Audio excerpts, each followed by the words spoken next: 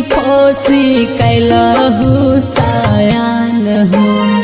बचपन से पाली पोसी कैलहु सयान हो।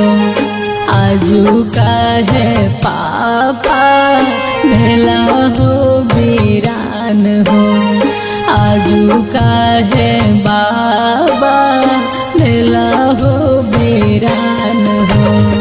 कैसे बतैयो बेटी दुनिया के रीत गे। कैसे बतैयो बेटी दुनिया के रीत गे। इहे चलते तोरई छियो तोरा से पीड़ित गे।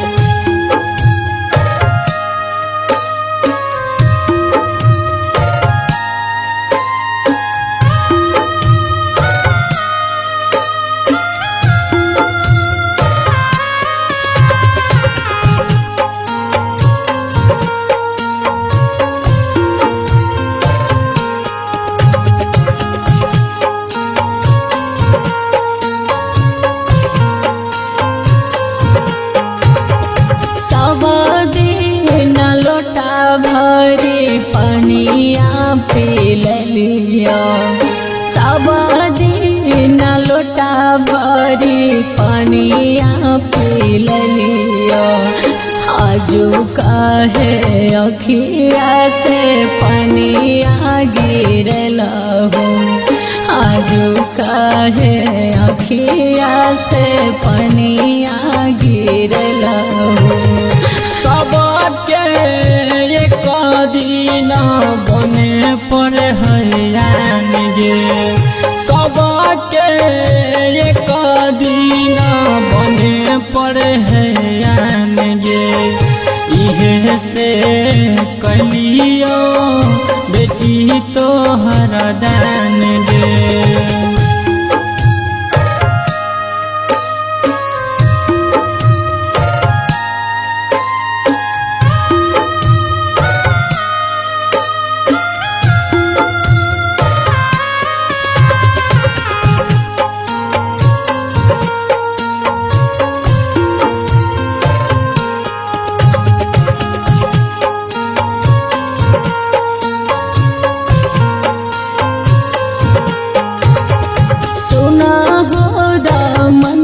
भैया सुना हो धरामा।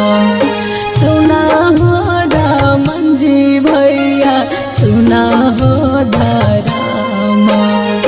अपने से दूरा भेलिए केहना करामा।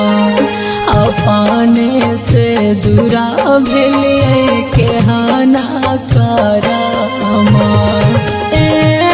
नहीं बोले राधिका बहिना गे। नहीं बोले राधिका बहिना गे। चुटकी भर से नूर चलते जाई छही छे।